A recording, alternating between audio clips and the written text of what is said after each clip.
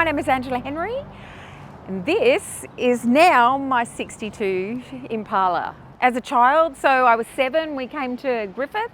Dad was in his 57 Chev, and I was 7, and the year after, Dad bought the Chev, and it's been in the family ever since. Well, it had been raced down Surfers Paradise Raceway a few times, but I think it was in pretty good nick. I think it was only about a 12-year-old car, owned by once a famous drag racer, Holden. So yeah, and then that's where Dad first saw it, at Surfers Paradise Racing. So, and he wanted to get his hands on it, had a 409 in it. But now she's got a 540. So it keeps us under control. It was actually, Dad brought it back to bare metal. It even set fire to our house in Fairfield in Brisbane once, much to Mum's horror. So, but yeah, back then where you did everything at your house, in the garage, you know, all these Queensland mates used to come round and help him. But yeah, it's different paint now. It used to have a light blue pearl roof painted by Ronnie Whelan, the late Ronnie Whelan. And, but he got, this now has been painted for over 35 years by Jimmy Kershaw in Canberra. So yeah, it's still in really good nick. My hubby and I have had it ceramic coated, so Dad would be pretty chuffed of that, how good it still looked. I think the only nationals that I missed was Shepparton, but otherwise as a kid, dragged to everyone. Yeah, so, but definitely in this, yeah, it was crazy.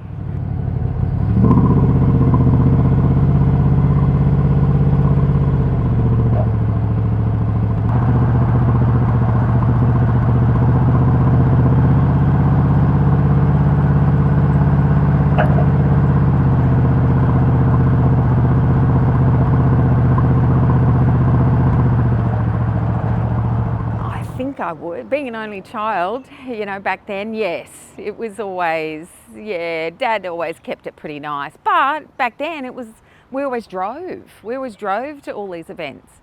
And I remember as a kid, it was such a vivid memory of trying to sleep in the back and Dad would pass.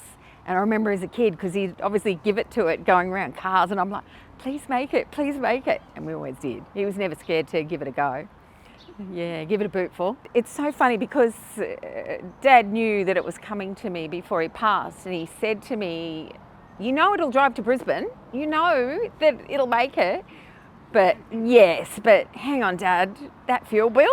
Yeah, that won't, but yeah, he said it would. We've done a fair bit of maintenance since we've had it. You know, Dad was pretty crook for the last few years, so yeah, so now, yeah, we've just put a brand new carby on it and fix some valve springs and all that sort of thing. But yeah, she's getting it. Dad'd be he'd be super proud, super stoked. One thing about Dad, he was never afraid to do anything, to do different things. You know, and I can remember when my little sister was born, the night she was born, we were at Dad's workshop. Like, we'd been to the hospital first, but we did, and he'd already bought the Camaro. It was just on the side of the road, and we were pulling the springs out, and you know, it was, yeah, back in Queanbeyan. So yeah, he loved it with the, yeah, it was wild with the jelly bean. At Surfers, he was an official, and he also won his bracket when he raced it. But yeah, he certainly never scared to give it a go. It was so funny because Dad said to me, are you gonna do anything to the Chev after you get it to Queensland and all that? And I said, oh, Jason, I'll probably just do the interior. And he went, no, what? But it's got the SS on the seats, you won't change that. So we haven't done that, even though we know that the springs in the driver's seat need to be fixed. But I've been very careful in what we've done. We've taken fans out, we've put fans in, and even when I did one of my dear girlfriend's weddings, I scrubbed the car from inside to out. And even the old interior, you know, people can remember there was an old tapestry interior, and you could just see a piece of it in the back seat, just a slight little piece.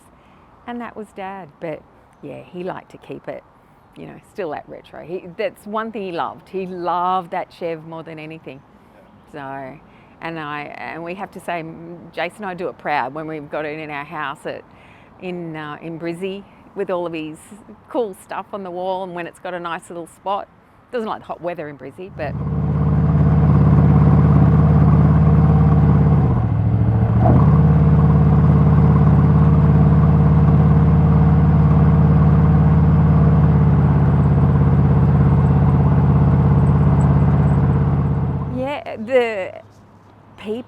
the cars, like it blows me away that some of those cars that I see over the years are here and they're still in damn good nick. You know, yeah, we all are a bit older, a few more wrinkles, you know, but it's the people, you know, and I'm blessed that I was born into it.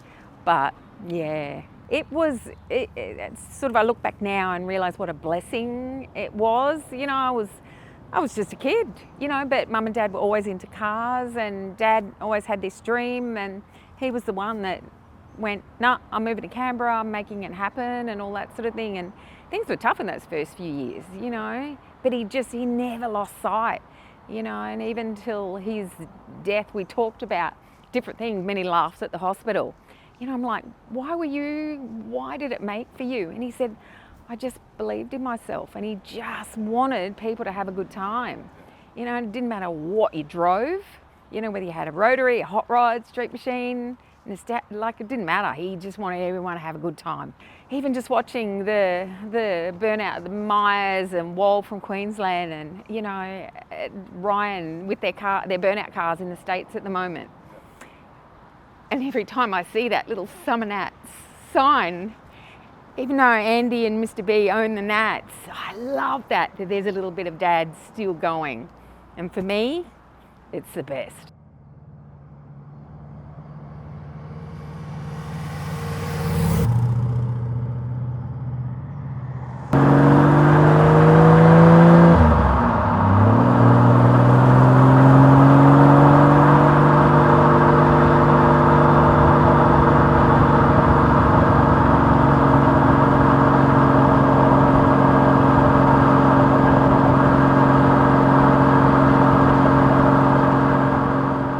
Hi, I'm Paul Atkins, and this is my Prem 67.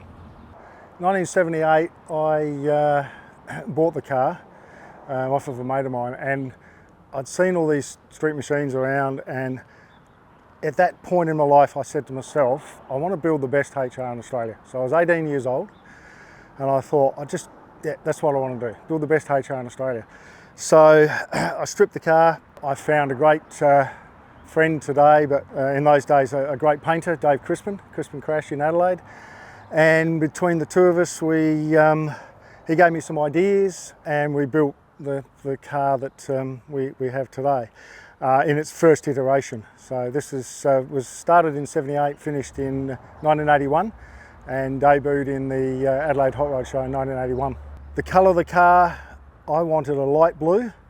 Dave Crispin refused to paint it, and made me, well, I think we used my paint that I'd already bought as the base coat, and then he told me, no, you've got to paint it dark blue. It's got to be a dark blue, otherwise it'll just get lost. It's the best thing he ever said. I'm very happy that he refused to paint the car, because once we changed colour, as you can see, it's pretty good. So body mods in the day, everything you see on the car today. So we started with the HZ flutes in the front guards, the Jag fuel fillers in the top of the rear quarters, HQ door handles in the front door handles. There's no door handles on the back.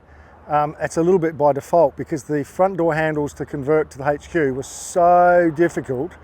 I thought, I don't want to do this again, so we just left them off. So that was like, and I think it looks cool not having them. You can still open the doors, you can still get in and out, but it just gives that look to the car. So they were all the body, and of course, the elephant in the room, the HQ taillights, which that's what you did in the day. So, and that's the second lot of HQ taillights. I had the car in another panel shop before I met Dave, and they were crap. One light was crooked. He'd taken some HQ lights, put them on the back and pot riveted them and bogged it, and it was just crap, I'll tell you. But I didn't know that. I was 18 years old. I'd been totally taken for a ride. And when I met Dave, they've pulled all the stuff off and did it properly for me. So the car was built in those days. We had just a black interior, cloth interior, 192 motor, 4-speed Aussie gearbox, 10-bolt Salisbury diff, still with drum brakes, and put it in the first Adelaide Hot Rod Show. I think I won top paint, top engine bay, and top sedan at my first show. And I've never won anything in my life. Oh, this is pretty cool, and that's basically the journey that I've been on now for the last 40 years, since 81 Hot Rod Show in Adelaide. because I thought that's a good feeling, you know. You sort of so. I then met some people might know Midnight Express is a panel van that was built in Adelaide at the same period as this. I met Steve Dobson and Kathy, his wife at the time, and they helped me refine the car. So after we've been at the first show, they said, you know, look, you could do a little bit better. And so we colour coded things and painted things and just did things a little bit nicer, because I was pretty naive. I mean, I'm a cabinet maker, so I didn't know jack shit about cars really. And yeah, we did that. We refined the car, took it to 82 Nationals here or not here, but in Canberra, and walked away with top standard paint out of 600 cars in 1982. So that just fueled the fire. So you get the car home and pull it down and rebuild and paint everything again and do all that, and I've been on that journey for, you know, for many years now. And then so 82 Nationals, we went back in 84, won top sedan out of, you know, hundreds of sedans that were there at the 82 Nationals, 84 Nationals, sorry. And then the decline started. You get married, you have kids. What am I going to do with this car? And so we sell it in 1989, and it goes, because I wasn't using it, and so it disappeared. So I sold it in 1989 for $7,000. The guy that bought it stuffed it and trashed it basically. It went through probably half a dozen different hands, different people bought the car. At one point, somebody had rung me and said, "Oh, I've seen your car. It was in a car yard on one of the main roads in Adelaide." But I never saw the car. After I sold it, I never saw it again. But everyone wanted to fill me in on how bad it was, and then so that was in 1989.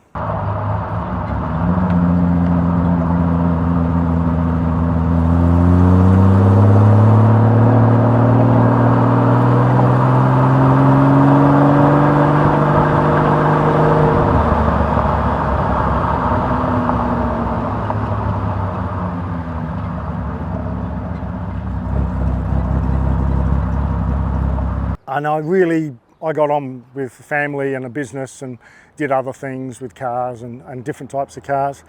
And in 2003, I was working on a race car that I had at the time, having some repair work done and some new numbers put on the door. And my mate that was a mechanic was talking to me about my old Premier. He said, "You used to have a blue Premier back in the day, didn't you?" And this head pops up from the side of my race car and he goes, "It wasn't Prem 67, was it?" I said, "Yeah, it was." He goes, "Yeah, I know where that car is." It was just really weird. So of course, did I want it? Did I not? I don't know. But I said to the guy, I said, "Well, can you give me the address?" So anyway, he did that. Took him a couple of weeks. He sent me the address of where he'd seen the car. I went to look at it. No one was ever home. So I basically, on one of my visits, I just wrote a card, said, "I hear you have Prem 67. I'd be interested to have a look at it." I was the builder of that car in 1978. So this is 2003, and that was it. 6 months, didn't hear a thing, forgot all about it. And then I get a phone call from a guy in Loxton, South Australia, that says, "I hear you're looking for Prem 67. I said, "Well, I'm not looking for it, but yeah, I'd like to, you know." He said, "Well, I've got the car, and your business car was in the glove box, and I thought you might be interested." So we got talking and took my son, he was 14 at the time. He knew of the car because he'd just been, when I sold it, he was 1 year old. So he didn't know of the car really, but he knew of it as he grew up. He knew, you know, with what we had. So my son, my wife and myself hooked up a trailer, went up to Loxton, negotiated with the guy. He got what he wanted.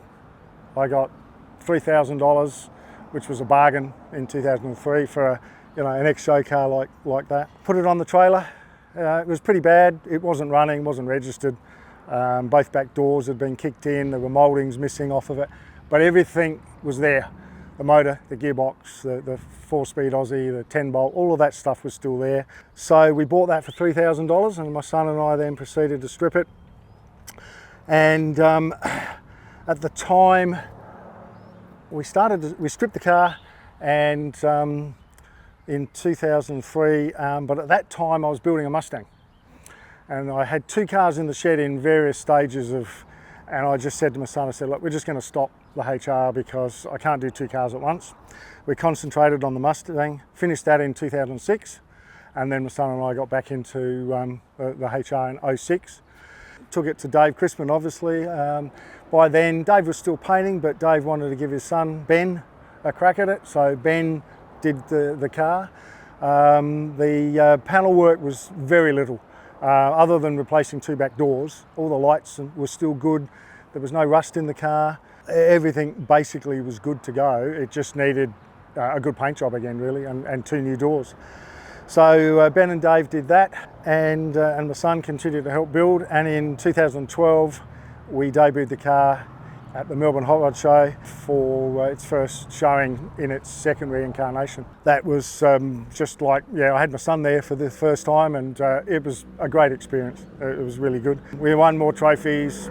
So that was 2012, and then since then the car's been at a few shows in Adelaide. We drive it a bit. We drove it over here to Griffith this weekend from Adelaide, so everyone says it's a trailer queen, but it's not. I've still got to get home yet, but we'll see how that goes.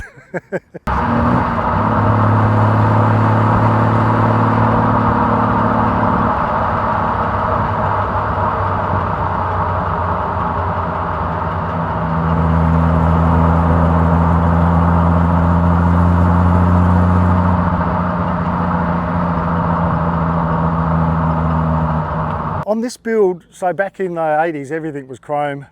There wasn't a lot of paint. Paint really wasn't done on things. So, I mean, that car had chrome-plated steering, chrome-plated wishbones, everything was chromed.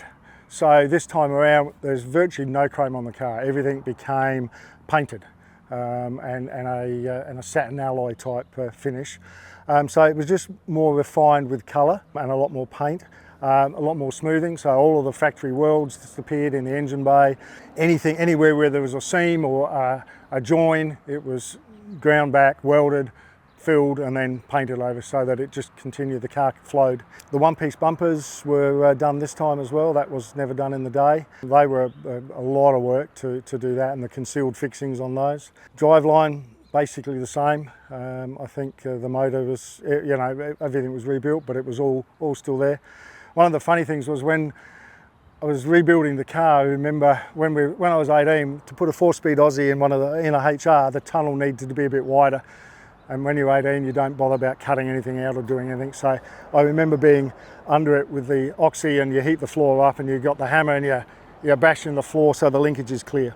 And when we got the car back and we've pulled it apart, and Doug, who helped me rebuild it this time, a mate of mine, he was there at the beginning, and we're laying under the car and we just laughed ourselves silly, because it's like there's all this mashed in metal with ballpoint hammer places where we'd knocked it, and it was still all there. Of course, this time we cut it out and did it properly, but they're the sort of things that you look back on, and it was, everything was still there. So that was a bit of fun, and the fact that I was able to do the second journey with the same people, Dave and Ben, my mate Doug were around. It's just been a great 40-year experience, I suppose, having the same people with me the second time around, and it's always good to build a car with mates. There's something, some hobbies people do, and you're very by yourself. Building cars is a mates thing. It took 06 we started, so it took 6 years to do, but we had a commitment every Wednesday night at my place. We'd start after work, the boys would all come over, and we'd work to whatever time. So every Wednesday for 6 years, everyone knew they were at my place, and depending who I needed, whether it was a sparky, whether it was somebody to help assembly or whatever, as we were building this car. And I remember Doug, the best mate, he would leave at about 10 o'clock. And it was like, that's it, I've had enough, I've got to go. And I had one mate, and he'd be wanting to leave about midnight, and we'd still be tinkering, and he'd be about to walk out, and I'd say, Darryl, just one more thing. And then it's 2 o'clock one morning, and his phone rings, and his wife's on the other end of the phone, and she's saying, Darryl, you've got to be at work at 5 o'clock this morning. Get yourself home, And those sort of moments, they're just part of the, it's as much about that as it is about having a car.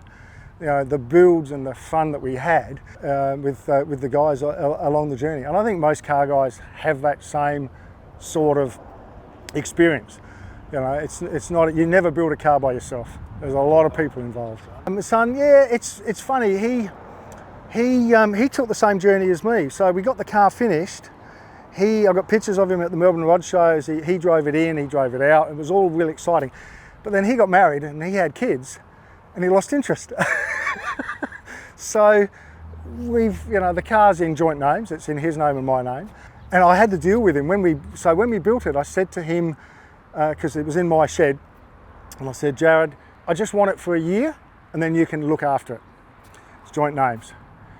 We're now nearly 15 years down the track and it's never left my place. And Jared still hasn't got it. He knows he'll get it one day, but I couldn't let it go. And Jared didn't have the shedding or the place to be able to store it properly, and I knew it was just going to get a little bit knocked around. I thought, no. So it's always there if he wants to drive it. But he took the same journey as me. He's married, kids, house, he's got his own business and doesn't use it a lot, So I use it for both of us, I suppose. The Nationals, 82 Nationals was the first time I did one back in what I call the good old days. The Nationals that were for entrants, not for spectators. Once it became Summernats, the Chick Henry Nationals, as I call it, was just all about the entrance. It was just how much fun could you have with your car, with your entrance, as an entrance. So they were great years. That's where I met Peter Fitzpatrick. And the funny thing was, we became so car orientated. There was a group of us from Victoria and Adelaide, and because the Nationals are only every 2 years, we couldn't wait every 2 years. So we started an event in 1983 called the Two-State Run, which is, that was an event for Victorian and Canberra and South Australian people. And we turned up at Mildura because that was sort of halfway for both lots. So every odd year between the Nationals, 83, 85, 87, and I think the last one we did was 89, we had an event in Mildura and just did car stuff with the guys. And they were only small, there were probably 30 or 40 cars would turn up for all of those events. And that was just because the Nationals as we knew it was changing as those years went by. And maybe we didn't like what we were seeing. Certainly I don't like the Summernats today, but that's just my opinion. Some people do, but I was lucky enough to experience what I call the good old days. And then in 2015, we decided we'll do a resurrection, and we got a heap of guys together that were at the original, our two-state run, and we brought 6 cars that were at the, we still owned, and did a reunion for the two-state run in Mildura in 2015. So that was pretty cool, the journey of the friendships that you've had for 40 years. People interstate, you used to only see them once every couple of years at these events, but you formed, and that was before mobile phones and all that sort of stuff, but you form friendships with them. And and you turn up here this weekend, and I haven't seen Alex Garrard for years. Alex's car appeared in Street Machine, the same issue as mine, in April 1982. Bob Grandau's car's here this weekend.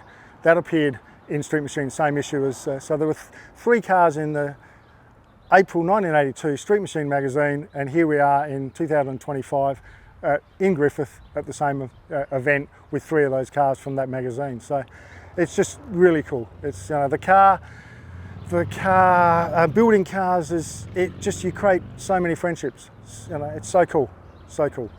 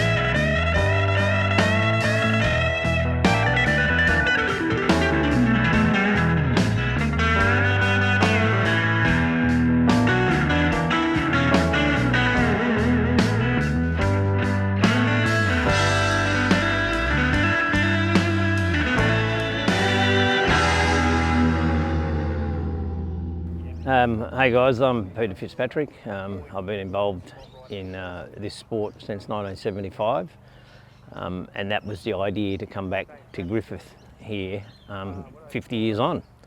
So there was at the first Street Machine Nationals there was 103 entrants, and that was put on by the combined Chev clubs of New South Wales, Queensland, and it may have been Victoria, I'm not sure. But anyway, the combined Chev clubs, which Chick Henry was part of, and I first met him down here then, and how it come about to come to Griffith was a good mate of mine comes from Griffith, and he said, there's this car show on, the Street Machine Nationals, what? And I said, yeah, okay, what's it all about? And there was a wine festival at the same time. So hence we headed to Griffith for the Easter long weekend in 1975. I had an EH then. It was satin mist silver with like a bronzy coloured engine bay, and I was fortunate enough to pick up the top engine bay. So, and this is the birthplace of where it all started 50 years ago, and I got involved with Chick from the 5th Street Machine Nationals, which was held in Canberra, which then became lifelong friendship.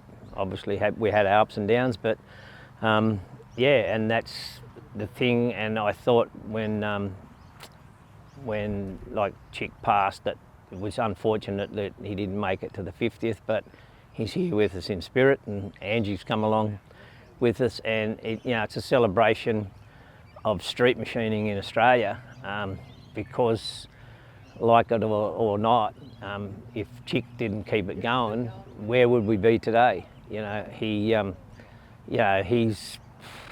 the godfather of street machining in Australia, if you like. So, and I'm pretty passionate about the sport, as you know. I haven't sort of stopped in 50 years. I've had a few cars on, like the FC, I built it to go to the Summernats and win Grand Champion. And that was my main aim, and I was fortunate enough to take it a couple of more times after that. So, I've been competing.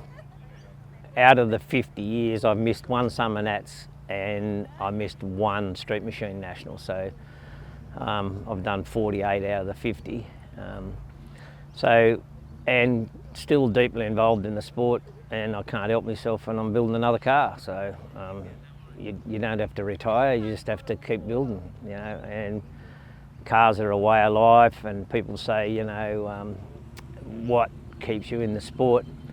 And it's like the people here, and the reason I came back to Griffith, because number one, it started here, but it's the birthplace of it all. And my mate that I came to Griffith with, John Favell, he moved back here, and I'd lost contact with him for a few years, and I came down a few years back, and I said to him, we've got this idea, we're going to run a 50th anniversary in Griffith. And that was a couple of years ago. And so between him and his daughter, Christy, she put me in contact with Tacey, which Tacey runs the biggest lap.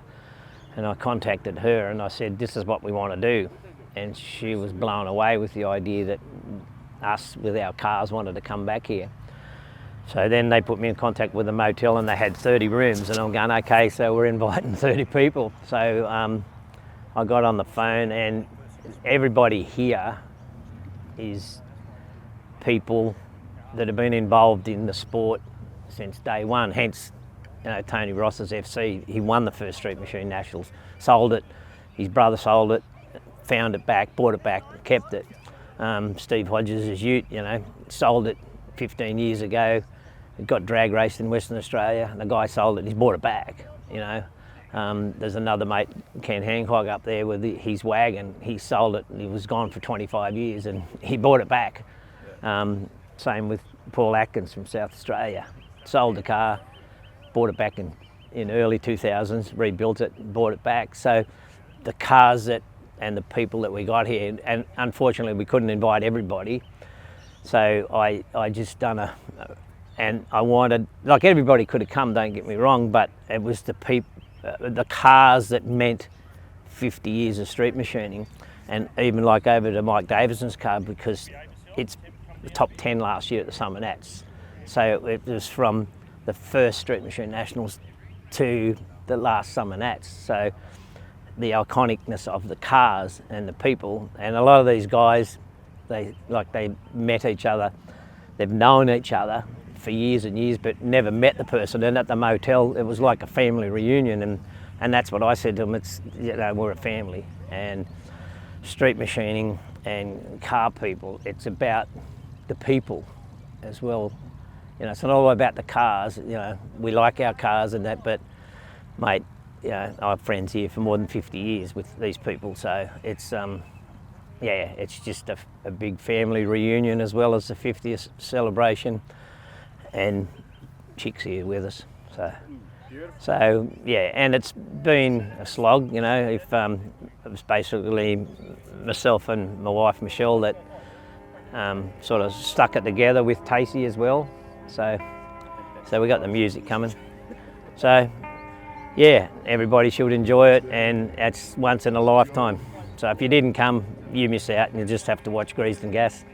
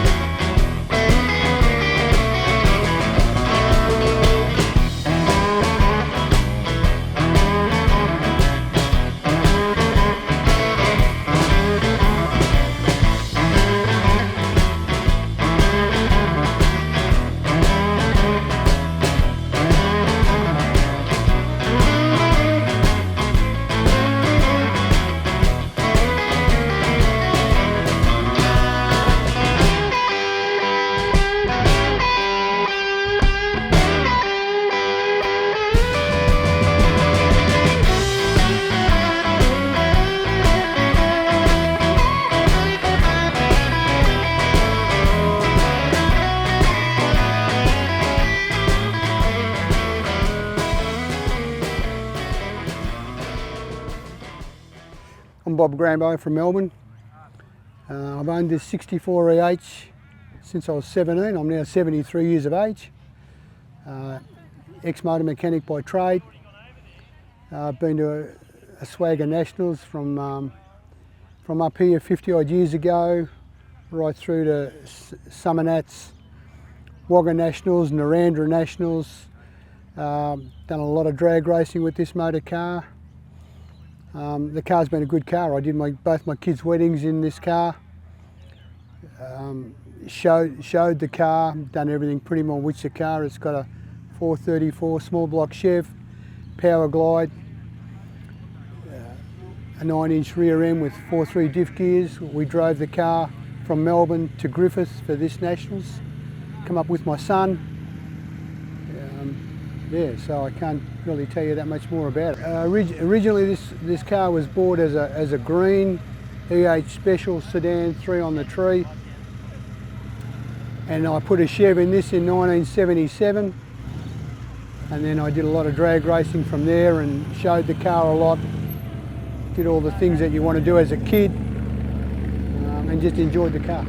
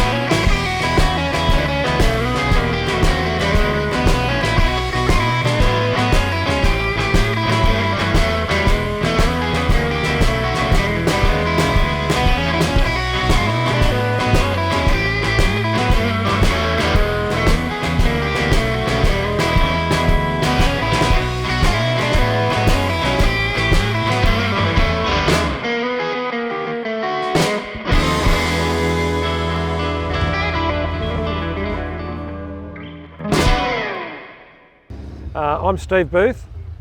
Nathan? Yeah, Nathan Booth. This is my HR Ute. This is my HR Sedan.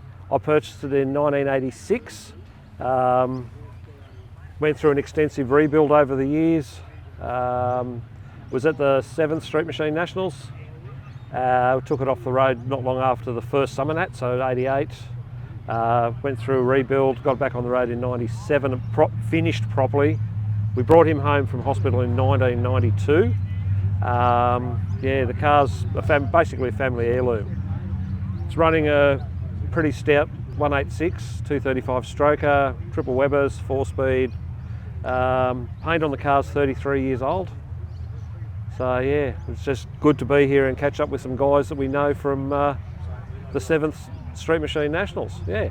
After the first rebuild, it was really probably you could say 80s classic, velour interior, American racer. So it was triple SU, so it was really period correct for the time.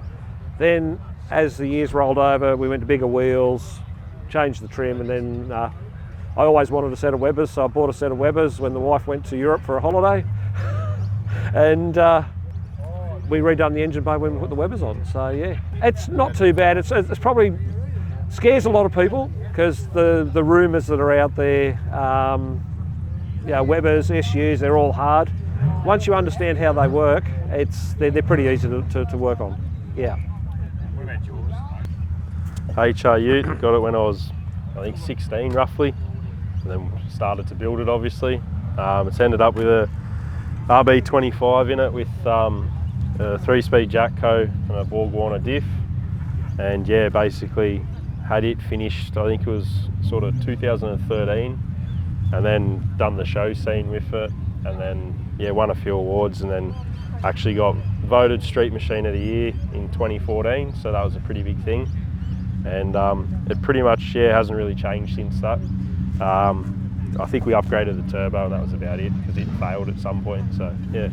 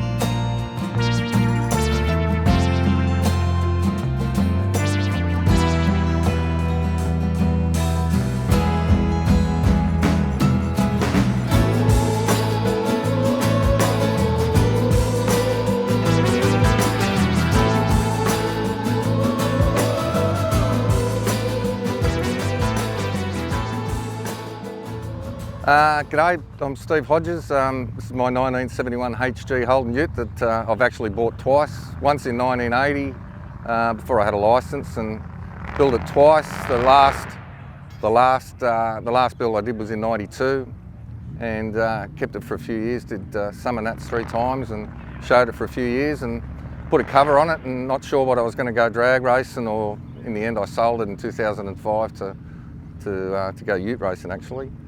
And 16 years later, I got a phone call from the guy that had raced it for 8, or had it for 16 years, but he raced it for 8, and do you want to buy it back? And had a much better engine in it than when I sold it, so yeah, so I had to change a few things to bring it back, the exhaust system, and change the bonnet and smaller manifold. So I wanted to bring it back to what it was in the 90s when I did show it back then. So here it is now, good to drive, little bit smaller carby, so it's much more drivable than it was.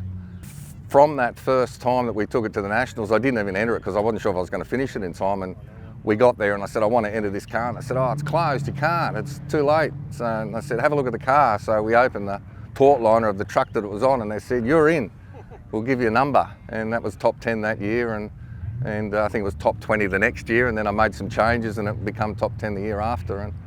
And I thought that was enough. We showed Brisbane and Melbourne, and we did a few years with it, so it was good, and it's been part of my life up until 2005 and back with me again now, so yeah.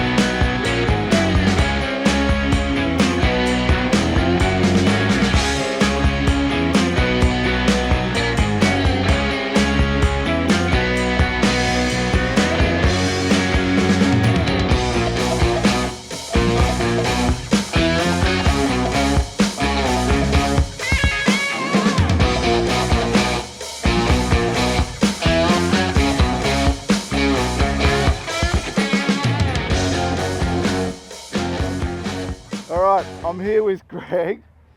We're going to discuss his history with the Street Machine Nationals and Summernats, but we have gone barefoot. So we're starting a new page called Only Feet, and it'll just be exclusive photos of our feet. So Greg, why don't you give us a history of your car, and I'm going to jump out of here. Okay then. I bought the car in 78, early 78. I believe that was Grandau Nationals. I went down to the Grandau Nationals, and I've been to all those ones, plus all the Summernats events. Haven't missed it. The car's still going there. I've had it for 48 years, the Impala. It's been good. It's all about not so much the cars, it's also about the people that you've met. It definitely is a big family that you get to meet, and like today, it's been so good. I had the small block originally, then I put a big block in there, and then about 15 years ago I decided to upgrade the big block to the one that's in there now. I jokingly said before we run out of fuel, put something a little bit more pokey in there. I've been enjoying it, and you know, my son's involved in it. My son had been to every Summernats. He went down to his first one in '87 when he was born, which was, he was 2 weeks old. And he's been to every single one, maybe about one or so, but he's been there, and then you've got your grandkids involved and everything like that, and we put dibs on the cars and that, and they've already got me passing away. I'm supposed to be in there, they're supposed to be in my will, so they reckon. It was a unique experience as far as the Nationals go, was going to the different places and meeting up with different people, and how it's grown from, saying, you know, 50 to 100 people, not only getting cars out there, and going to what it is now, and then how it's developed into the Summernats, when you've got thousands of cars and thousands of people. It's growing well, and there was the vision, that always the Summernats I talk about was started with the vision of, speak of the car, with Chick Henry, with his vision of expanding it. And his ideas came forth, and it was good. It's been good, and it was to match, I suppose, the street rod movement with the later model cars, and it's developed and grown. And I've never looked back. I enjoy it, and I enjoy now, you know, from participating in different events to now the social side of things, where what I do best, talk.